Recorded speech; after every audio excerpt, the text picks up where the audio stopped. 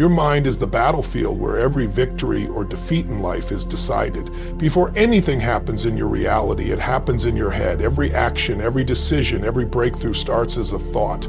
But here's the truth. Most people are walking around with a mind that's completely out of control. They let fear dictate their choices, doubt paralyze their progress, and negativity poison their potential. And they wonder why they're stuck. They wonder why success feels so far away. The mind is a tool. It can work for you or it can work against you. If you don't master it, it will master you. Most people live in reaction mode, reacting to problems, reacting to circumstances, reacting to the opinions of others. They let their emotions drive their decisions, and as a result, they keep getting the same results. They say they want change, but they don't change their thinking. They want success, but they fill their mind with limitations, and then they look at their life and say, why isn't anything working for me? It's because they haven't taken control of the one thing that controls everything, their mind. You've got to rewire how you think. You've got to program your mind to work for you, not against you. That means recognizing the patterns that hold you back, the excuses, the limiting beliefs, the stories you tell yourself about why you can't do it, why it's too late, why you're not good enough. You've got to stop entertaining those thoughts because they are shaping your reality. Whatever you focus on, you feed. If you keep feeding doubt, it will grow. If you keep feeding fear, it will consume you. But if you start feeding belief, feeding confidence, feeding the vision of the person you want to become, everything changes. It starts with awareness. Pay attention to your thoughts. Most people don't even realize how negative they are. They wake up already thinking about what could go wrong. They tell themselves, I'll never get ahead. I'm not lucky like other people. Nothing ever works out for me. And they wonder why they keep struggling. They don't see that their thoughts are planting the seeds of their future. If you keep telling yourself you can't, you won't. If you keep telling yourself you're stuck, you'll stay stuck. But here's the good news. Just like you trained your mind to work against you, you can retrain it to work for you. It's not magic, it's not some secret only a few people know. It's a choice, it's a commitment. It's about deciding that from this moment forward, you will take control of your thoughts, you will reject the negativity, reject the self-doubt, reject the fear, and replace it with certainty, replace it with faith, replace it with an unstoppable mindset that says, no matter what comes my way, I will find a way. You've got to condition your mind daily. You can't just hope for a better mindset. You have to work at it. Just like you train your body in the gym, you have to train your mind to be strong. That means controlling what you consume. Who are you listening to? What are you watching? What are you reading? Because whatever you feed your mind will shape your reality. If you're constantly filling your head with negativity, news, gossip, toxic conversations, don't be surprised if you feel drained, anxious, and overwhelmed. But if you start filling your mind with things that build you up, powerful books, inspiring people, bold ideas, you'll start to think differently. And when you think differently, you act differently. And let's talk about fear, because that's what stops most people. Fear of failure, fear of judgment, fear of stepping into the unknown. But here's the truth, fear is a liar. Fear is a story your mind creates to keep you small. Most of the things you're afraid of will never even happen, and even if they do, so what? Failure is just feedback, it's just a lesson. Every successful person you admire has failed more times than you can count, but they didn't let fear win. They didn't let doubt dictate their future. They mastered their mind, and because of that, they mastered their life. You have the same power. You have the ability to rewire your thoughts, to take control of your emotions, to silence the doubts that have been running your life for too long, but it's up to you. No one is going to do it for you. No one is going to wake up and decide to change your thinking for you.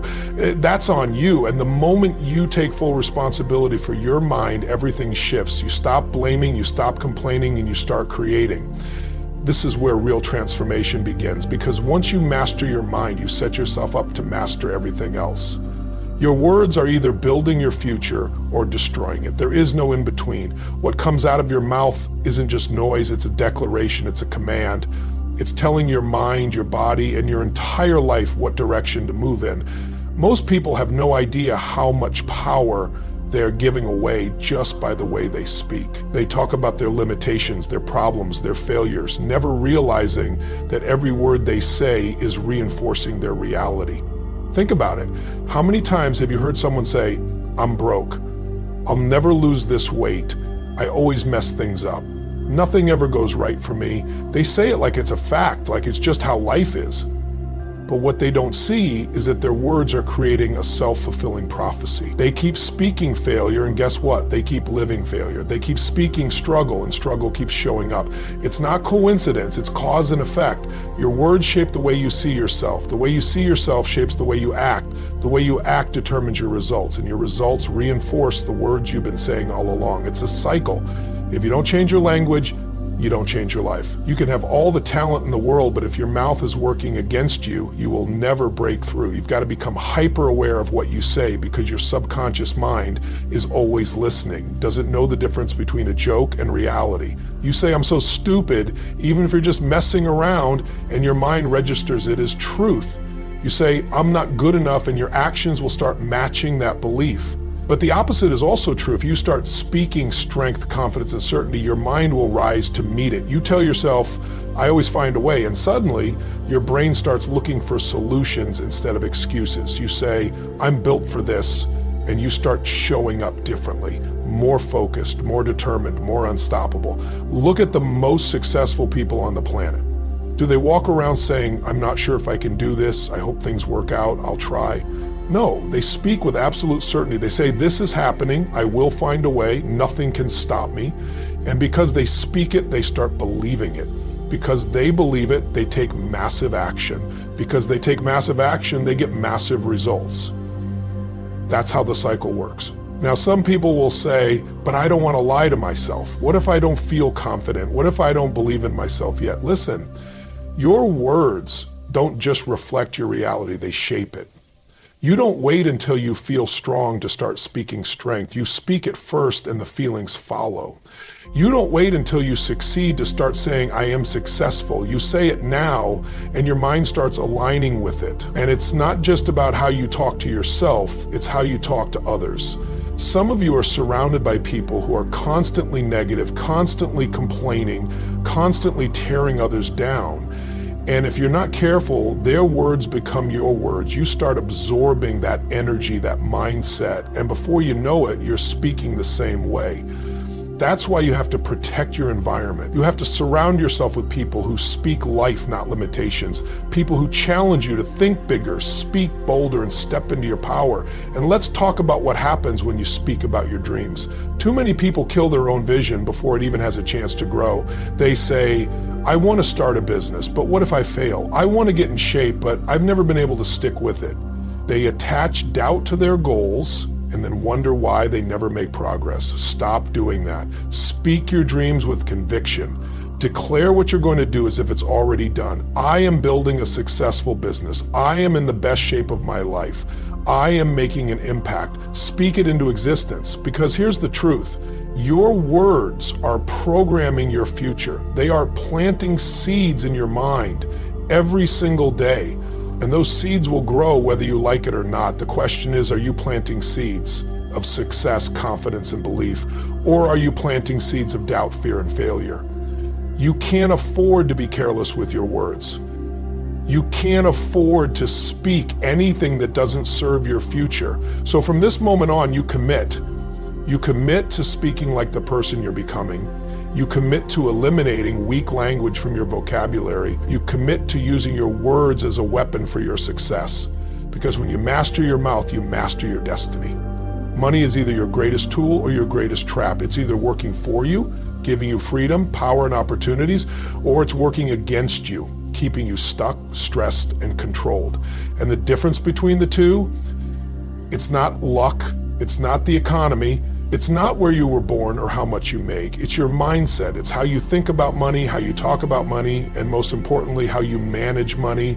Most people are living in financial survival mode. They wake up every day worried about bills, paycheck to paycheck, constantly stressed about not having enough, and they think the answer is more money. If I just made more, my problems would be solved. But that's a lie, because making more doesn't fix the problem. Learning how to control it does. How many times have you heard of athletes, celebrities, lottery winners making millions only to end up broke a few years later? They didn't control their money, it controlled them. Money has rules, and if you don't know the rules, you will always be on the losing side. The first rule, stop treating money like a mystery. Money is not emotional, it's mad, but most people attach so much emotion to it: fear, guilt, shame, even arrogance. They spend to impress people, to fill an emotional void, to escape reality, and then they wonder why they can't get ahead. You've got to take the emotion out and start treating money like a tool, because that's what it is, a tool to create freedom, to create impact, to build the life you want. You have to tell your money where to go or it will disappear. Most people don't track anything. They don't know what's coming in, what's going out, where it's going, and that's exactly why they feel like they never have enough. Money flows to people who respect it. You've got to become intentional. Where is every dollar going? Are you spending on things that actually move your life forward, or are you throwing it away on things that give you nothing in return? And let's talk about debt, because debt is a chain wrapped around too many people's necks. And listen, there's a difference between using debt strategically and being a slave to it. Most people are in the second category. They're drowning in car payments, credit card bills, loans, spending money they don't have on things they don't need, trying to impress people who don't even care. And then they wonder why they feel stuck. If you're in debt, your number one priority has to be breaking free. Because as long as you owe someone else, they own a piece of you. They own a piece of your choices. And if you don't have financial control, you don't have full control of your life. So what's the solution? First, stop making excuses. Stop saying, I'll start saving when I make more, or it's just too hard. No, it's not. It's a decision. It's a commitment. It's about learning how to make your money work for you instead of working for your money every single day of your life. You need a plan. You need to know exactly how much you need to live, how much you need to invest, how much you need to put toward your future, and then you need to stick to it no matter what. The most successful people don't just make money, they multiply it. They don't spend everything they earn. They put their money in places that grow, investments, assets, businesses, because they understand that the goal isn't just to make money, it's to create wealth. Wealth gives you options. Wealth gives you power. Wealth allows you to live life on your terms. And let's be clear, money is not evil. Money is not the problem. The problem is how people use it. Money amplifies who you already are. Who you already are, your emotional health, who you are as human, who you are. If you're irresponsible, more money will make you more irresponsible. If you're disciplined, more money will create more opportunity. So instead of chasing more, start learning how to manage what you have. Start developing the habits that will allow you to grow. Because if you can't handle $1,000, you won't handle $100,000. And if you can't handle $100,000, you'll never handle $1 million. You've got to shift from being a spender to being an investor. Everything you do with money is an investment, either an investment in your future or an investment in your problems. You have to start thinking long term. Where do you want to be in 5 years, 10 years? Are the choices you're making today with your money moving you closer to that future or further away? If the answer isn't closer, it's time to make a change. This is not about how much money you make. This is about how much money you keep, how much money you grow, how much money you control. You either master your money or it will master you. Excuses will keep you exactly where you are. They are the chains that hold you back from the life you want, the life you were meant to live. And the worst part, most people don't even realize they're doing it. They've been telling themselves the same stories for so long that they actually believe them. I don't have enough time. I'm not lucky like other people. I don't have the right connections. It's just not the right moment. Sound familiar? Excuses are the lies we tell ourselves to stay comfortable. Because let's be honest, growth is uncomfortable. Change is uncomfortable. But if you're not willing to step into that discomfort, you'll never move forward. You'll keep repeating the same patterns, living the same struggles, facing the same frustrations year after year and wondering why nothing is changing. Nothing changes because you haven't changed, because you're still giving yourself permission to stay stuck. It's easy to look at successful people and think, well, they had it easier. No, they didn't. They had obstacles, challenges, failures, just like you. The difference is they refused to let those things become their excuses. They decided that no matter what, they were going to find a way. And that's the decision you have to make, because until you take full responsibility for your life, every part of it, you will always be controlled by your circumstances instead of creating your own destiny.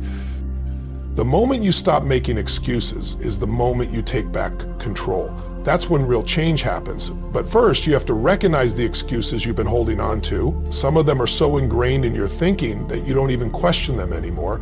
You've accepted them as truth, when really they're just convenient ways to avoid taking action. Maybe you tell yourself you're too tired to wake up early and work on your goals, too busy to exercise, too broke to start that business. But are those really the reasons? Or is it just easier to stay where you are than to push yourself to be more? You have to decide what you want more, your excuses or your results, because you can't have both. The minute you stop blaming your circumstances, your past, your situation, and start owning your choices, that's when the game changes. That's when you stop waiting for things to get better and start making them better. You stop wishing for success and start doing what it takes to create it. Think about the most successful people in history. They all had reasons to quit. They all had obstacles that could have stopped them. But they made a choice to push through, a choice to refuse to accept anything less than their best. And that's what separates them from everyone else. Not talent, not luck, not connections, just the refusal to let excuses win. It's time to rewrite the story you've been telling yourself. Instead of saying, I don't have time, start saying, I make time for what matters. Instead of saying, I'm not lucky, say, I create my own opportunities. Instead of saying, I'm not ready, say, I'll figure it out as I go. That shift alone changes everything. Because when you change the way you speak about your situation, you change the way you approach it. And when you change the way you approach it, your results start changing too. Every single person who has achieved something great has faced moments where they could have made an excuse, they could have quit, they could have accepted their limitations, but they didn't. And neither can you. You have to want your success more than you want your comfort, more than you want validation, more than you want the easy way out. Because let me tell you something, the easy way out always leads to the hardest life. But the hard road, the one where you push through, where you take responsibility, where you refuse to settle, that road leads to freedom. So ask yourself right now, what excuses have you been using? What stories have you been telling yourself that are keeping you small? And more importantly, are you willing to let them go? Because once you eliminate every excuse and commit fully, nothing can stop you. Your environment is shaping you every single day. Whether you realize it or not, the people you surround yourself with, the conversations you engage in, the things you watch, listen to, and consume, they are either lifting you up or dragging you down. There is no neutral. Everything is either reinforcing your growth or reinforcing your limitations. And if you don't take control of it, if you don't intentionally shape your environment, it will shape you in ways that keep you small, weak, and stuck. Look around at the people in your life. Are they pushing you forward, challenging you, making you better? Or are they holding you back, feeding your doubts, reinforcing your excuses?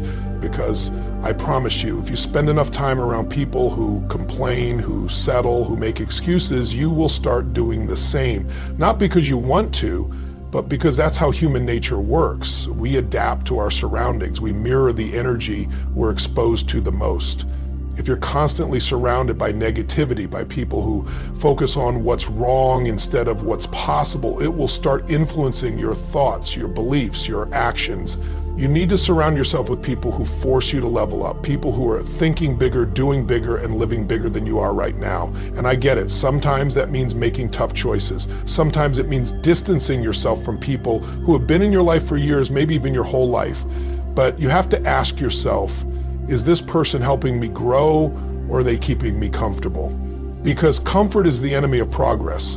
And if you're serious about changing your life, you have to be willing to let go of anything or anyone that is keeping you from becoming the person you were meant to be. And it's not just about people, it's about everything you consume, the books you read, the podcasts you listen to, the videos you watch, the conversations you have. If you are constantly feeding your mind garbage, news that fuels fear, social media that makes you compare yourself, entertainment that numbs you instead of inspiring you, then don't be surprised when you feel stuck, unmotivated, and lost. What you put in is what you get out. If you want to be powerful, if you want to be disciplined, if you want to be successful, you need to start feeding your mind things that reflect that. You can't expect to grow if you're constantly exposing yourself to things that shrink you. You can't expect to feel confident if you're always listening to people who doubt themselves. You can't expect to become successful if you spend your time with people who have given up on their dreams. It doesn't work that way. You have to be intentional. You have to create an environment that fuels your growth. And let's be real, this isn't always easy. Sometimes the biggest changes you need to make will be the hardest. Maybe it's cutting off a toxic friendship. Maybe it's setting boundaries with family members who don't support your vision. Maybe it's changing the way you spend your free time, walking away from distractions, breaking free from the things that have been keeping you comfortable but unfulfilled. It's not easy, but it's necessary, because every second you spend in an environment that doesn't support your growth is a second you're delaying your potential. If you want to change your life, start by changing what's around you. Put yourself in rooms where people think bigger. Seek out mentors, role models, people who have already achieved what you're striving for. Absorb their mindset, their habits, their discipline. Read books that challenge your perspective. Listen to people who inspire action, not just motivation. Create an environment where success is the only option, because here's the truth. Your environment is either making you stronger or making you weaker. And if you want to win, if you want to break through, you have to take control. You have to eliminate anything that doesn't serve you, anything that keeps you small. You have to make the hard choices, do the uncomfortable things, and surround yourself with everything that reinforces the future you're building. The moment you control your environment, you control your future.